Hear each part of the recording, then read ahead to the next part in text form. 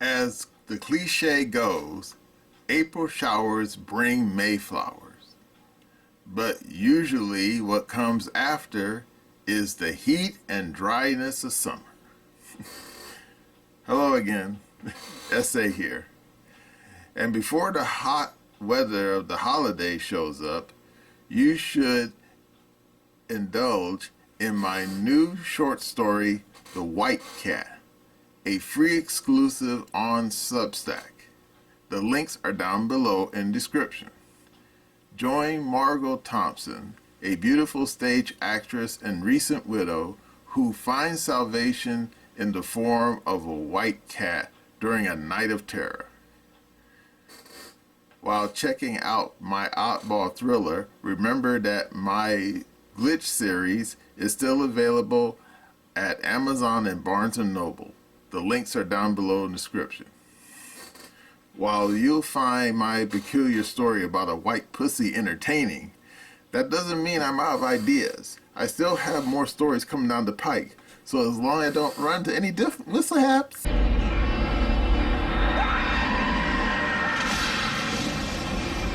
you'll see those stories as well. Now let's get back to the video. Hello again, Essay here.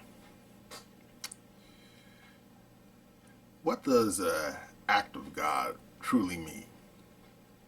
Well, smart people would say, oh, it means like an earthquake or a hurricane. That's fair. And they also would say it could also refer to something as random as an apple falling from a tree. Yeah, I concur. But can that apply to people? Possibly. Now, of course, random acts basically means something that's unplanned, that there's no real scheme behind it. It just sort of happens. Because how many times have people gotten run over in the street? Too many to count. Now, of course, in some cases, such as the old book, Anna Katerina, the woman stepped onto the railroad tracks of a streetcar because her life had totally gone down the toilet and she had nothing to live for anymore, so she stepped in front of the train and got run over.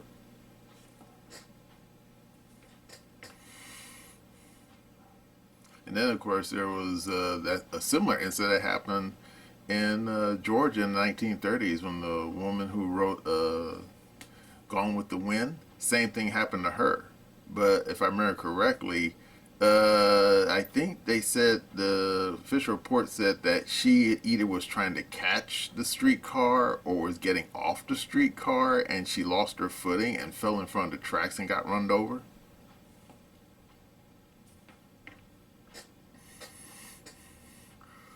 But anyway, this video is not so much about accidents, but what you call in my zip code accidentally on purpose. And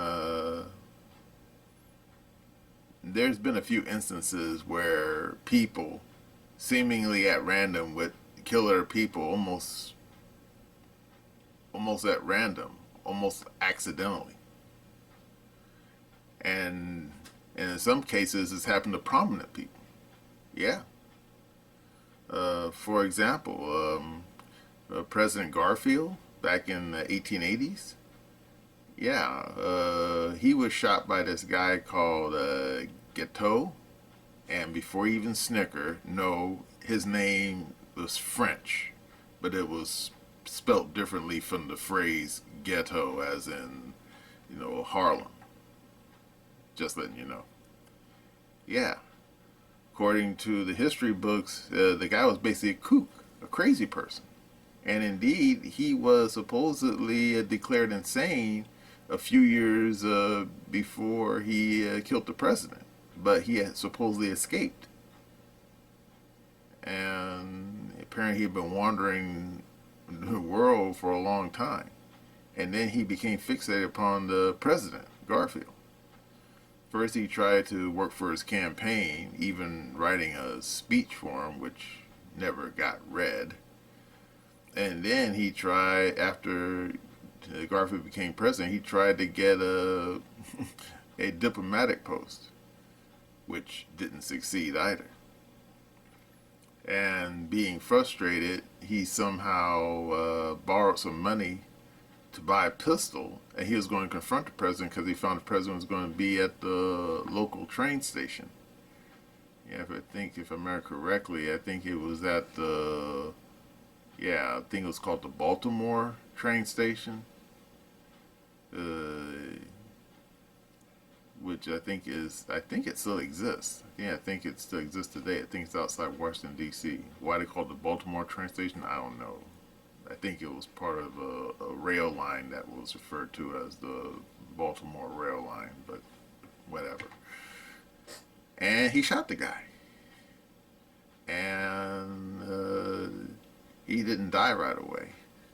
No, if I remember correctly, he shot him in July and he died, I think, in September. Yeah, no blood infection. And before you say, what about antibiotics? Are you kidding me? This was the 1880s. What antibiotics? I mean, I don't think even aspirin had been invented yet. So there you go.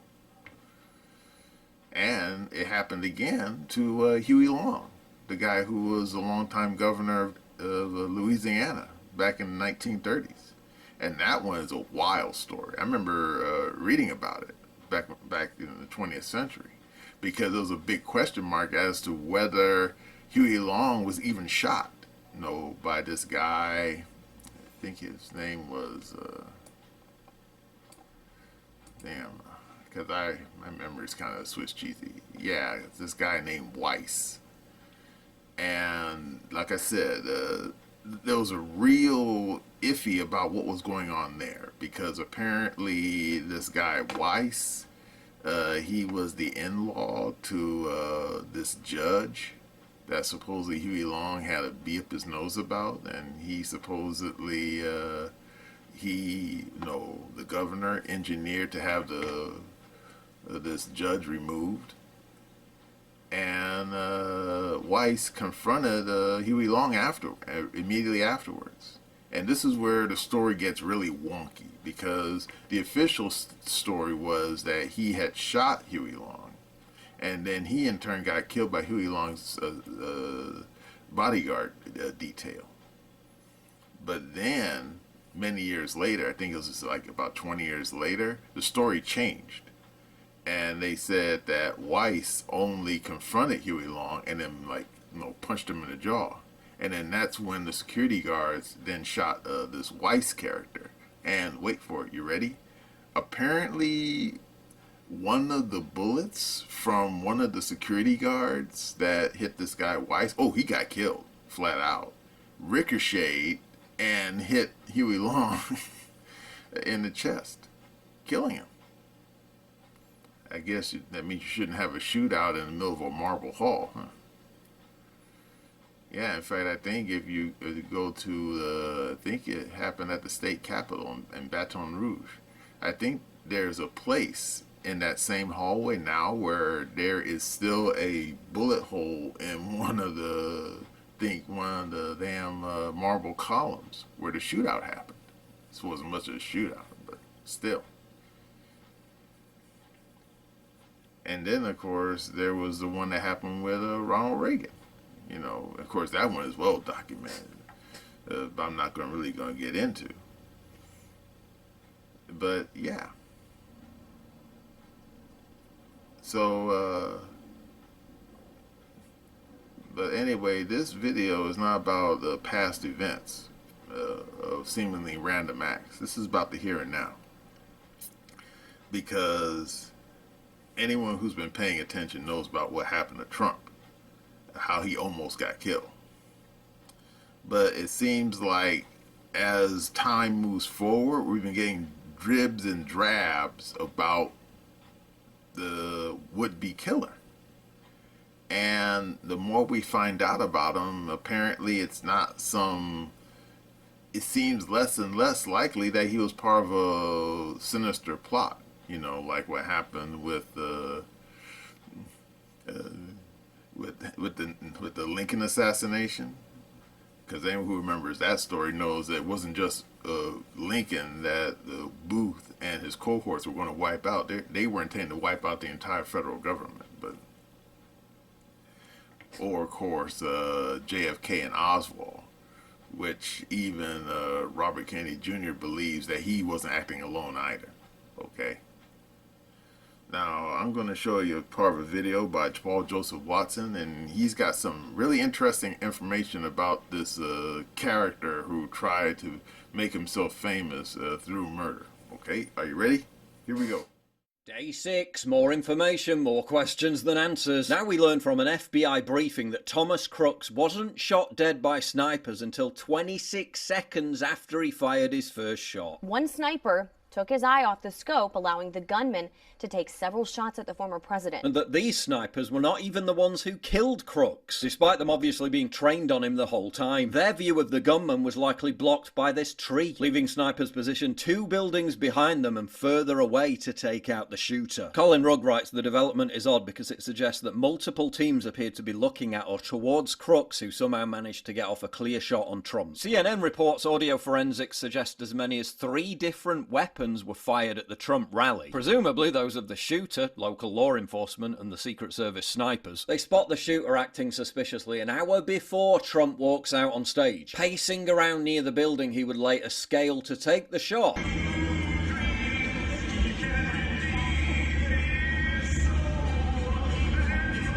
They identify him as a direct threat 10 minutes before Trump takes the stage. About 10 minutes before former President Trump went onto the stage, they had gone from looking at this guy as suspicious to now looking at him as a threat.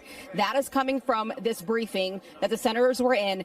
They were told that Secret Service had called it in to a center that this guy they now identified as a threat about 10 minutes before President Trump walked on stage. And yet they still let Trump walk out on stage? Surely you'd delay the event to deal with the threat first. A back-channel radio call went out to everyone right before the shooting, alerting them of the imminent threat. Did in fact see an individual on the roof with a weapon. He saw the shooter? He did. Your officers are on patrol. They hear that there is a suspicious person on the rooftop. What did your officers do?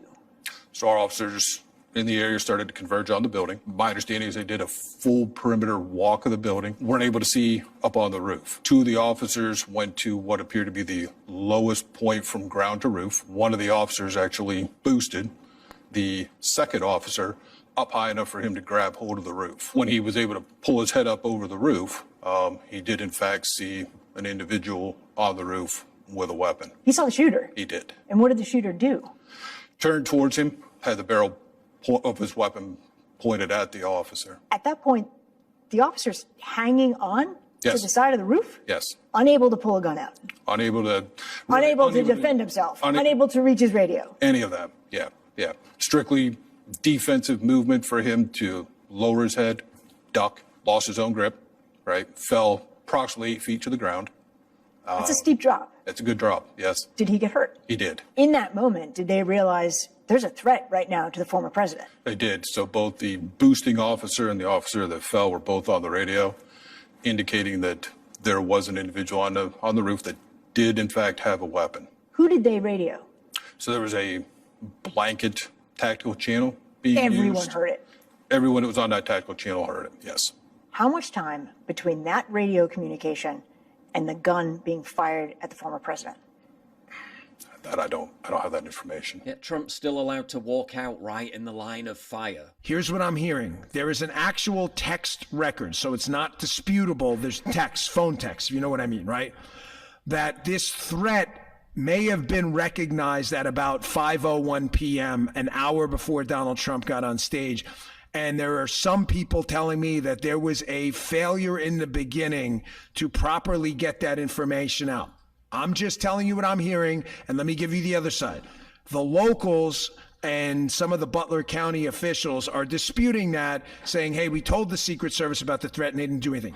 That is going to come out in the wash once we get these records FOIA'd and out in the public. You're going to see via the text record who was notified when and what was done about it. Second, I have it confirmed from a source that there was no or very limited drone surveillance that day. There was no effective aerial surveillance plan, basically whatsoever. Aerial surveillance would have detected this threat on the roof. There was no drone.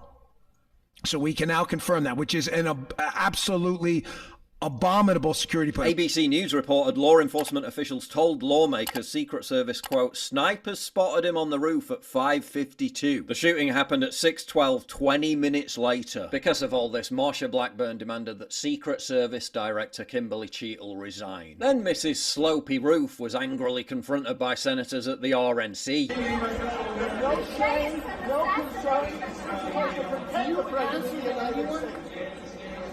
I'm going to tell you, you answer to us. You answer to us. This is exactly what you're doing today. This was an assassination attempt. You owe nothing. You owe President Trump answers. Go. And she still won't resign. The blame game between Secret Service and law enforcement escalated, with the Butler Township Commissioner denying that the building the shooter was on was the responsibility of the local PD. That our local Butler Township Police, their duties that were assigned to them, and we have an operational plan that details all that, were strictly traffic detailed. They were not required or not detailed to any security detail related to the event. It's strictly traffic to help people coming in and out of the bank. If there is an emergency, those type of things. We saw the number of people, the number of cars at the event. And I was so frustrated and quite frankly hit my limit again last night when I saw, again, Secret Service says it was the responsibility of the local police department. That's absolutely not correct. Local police also told Secret Service they didn't have the resources to station a vehicle outside the building the gunman climbed on. As to the motive of the shooter, well, it's all still a bit murky. Crooks reportedly posted a message on a gaming forum saying, July 13 will be my premiere, watch as it unfolds. But then hours later, the feds came out and said that this was actually not his account. He also used a search term that was, quote, Trump Biden, when is DNC convention and July 13 Trump rally? He also apparently scoped out other high-profile targets, including members of the British royal family, as well as Christopher Wray, the director of the FBI, and Merrick Garland, the US Attorney General. Was he just looking for the most opportune moment to target anyone prominent, regardless of political ideology? Did Crooks have no firm political beliefs, as we've been told? And isn't that somewhat contradicted by what his schoolmate Vincent Taormina said about the shooter? That he was in fact intensely political. Thomas was a quiet kid unless there was something that he was passionate about, politics being one of them. That he hated Trump. So I brought up the fact that I'm Hispanic and, I'm for Trump. And he said, well, you're Hispanic, so shouldn't you hate Trump? And I was like, no, he's great. I mean, he's a great president. And, he called me stupid, or insinuated that as if he's like, well, that's kind of stupid. And that countering reports he was just a loner. He was not severely bullied. He did, in fact, have a friend group. So, his friend group, they were known for being, like I said, just out there, a little bit more recluse. Which all the other kids speculated would produce a school shooter type. They were definitely the type, and they did make threats to shoot up our school. The signs were there, and somebody definitely had to go down. Somebody, whether he was talking to somebody, or somebody either just didn't realize and just overlooked it, somebody should have known, because he was not a loner. And both of his parents being counselors, how do you not see that warning sign here? Recall that another schoolmate also said that he constantly wore a COVID mask. He wore a mask. Like a COVID mask, even after COVID was over. Which literally became part of the uniform for far leftists. Yet he wasn't really political. Joe Rogan said that if someone laid out this sequence of events for a movie script, it'd get rejected for being too unbelievable. The Trump one is just so nuts too. Like, if he turns his head at the last second and the bullet grazes his ears, if he didn't, it hits the back of his head. and he's dead, and then we fall into chaos, and who knows what the fuck happens. Big chaos. The whole thing's nuts.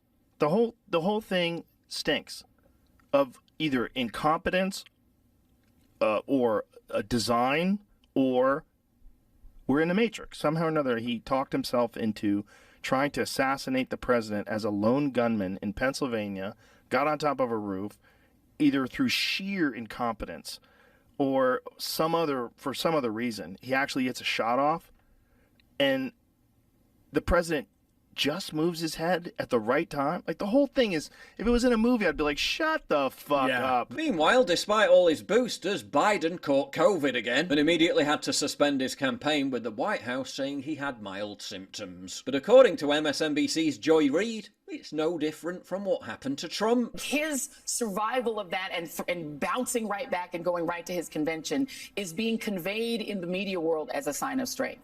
This current president of the United States is 81 years old and has COVID. Should he be fine in a couple of days, doesn't that convey exactly the same thing? That he's strong enough, older than Trump, to have gotten something that used to really be fatal to people his age. So if he does fine out of it and comes back and is able to do rallies, isn't that exactly the same? Yes, Joy, nearly getting your head blown off by a matter of inches is exactly the same thing. All right, you saw that. Yep. This guy, Crooks, yeah, he definitely comes off as being a kook. And of course, if you saw in that video, one of his old schoolmates said that the kid was political, but at the same time, he hung out with a bad crowd who, to be quite blunt about it, like would be the next school shooters. Yep. Just like those two clowns that shot up Columbine all those years ago. But then I guess he decided to go for the big prize, the big show. Because remember, we're not talking about someone who's like a trained sniper. Oh no. I mean, this guy, it seemed as at first that we didn't know much about him anyway. And before you even say cover up, yeah, I agree. Because when you see how the FBI treated Trump back when he was president, and then these people get a hold of this kid's, his phone and his computer, and then claim there was nothing on it, I ain't buying that player. Because they claim they didn't know nothing about the Hunter Biden laptop, and then we find out after Trump leaves office that they knew about it the whole time. In fact, I think a good couple of years before the story came out. So yeah, the FBI, they really can't be trusted. But the fact that all these people who went to school with this kook said that, oh yeah, he was definitely a weirdo, and that he clearly craved fame, and he wasn't just looking at killing Trump, he was also looking at shooting Biden and even the damn royal family, even though I don't know why them. I mean, it's not like we're living in the damn 14th, 15th century. It probably wouldn't matter. Yeah. And of course, it was only by just some miracle the kid missed. Now, of course, that's not to discount that the people in law enforcement definitely fell down on the job. I mean, these people made so many mistakes. I mean, if you remember in the video, multiple people saw this kid.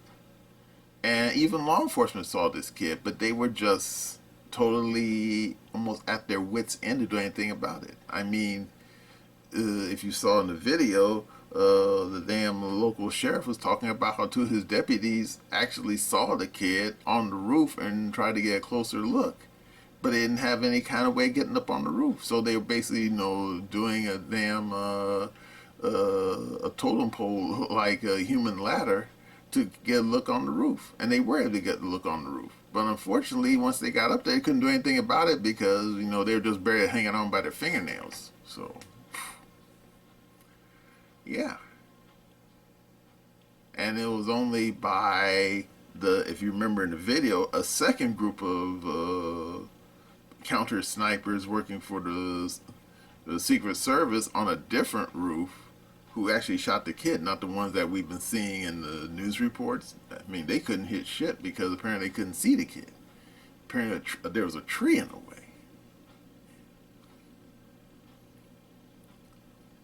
And yet, like I said, the whole damn thing seems almost like random. Because I remember when the case of Hinckley shooting Reagan, multiple people said that if he had used a bigger gun, Reagan would have been dead for sure. Because I remember that case when it happened. I actually saw the video live on TV as it was happening. And then it came out later the Hinckley was just a little 22. And yet, and he hit Trump and he hit Reagan twice in the chest. But Reagan didn't die. Now, of course, if he was doing something a little bigger, like maybe a 38 or, oh my God, a 45, Jesus. Yeah, you would have had President Bush and would have had him like 8 years earlier than when he arrived.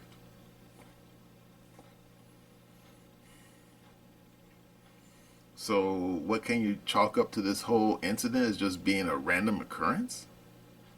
I suppose. And of course, I know some of you probably seen this snippet of a video that Victoria Nuland, someone had screen captured, where I think she was doing a random interview with someone, or I think over Skype or whatever, or Zoom. And she said something very chilling. This happened before the shooting, where she claimed emphatically that Trump would not get the nomination for President of the United States. And I'm thinking, okay. Now, considering current events, you would either say either she's a clairvoyant or she knew what was going to happen before it happened. But since, as the information is dribbling out, that this may have been just a random act, then you could probably say maybe it's just wishful thinking. And I'm thinking, okay, I'll chalk it up to that. But then again, of course, remember, we're talking about the Victoria Nuland who claimed that when the damn Ukraine war broke out, that that Nord Stream pipeline would not go forward. And of course, it sure as shit stinks it got blown up. And according to Seymour Hersh by the CIA.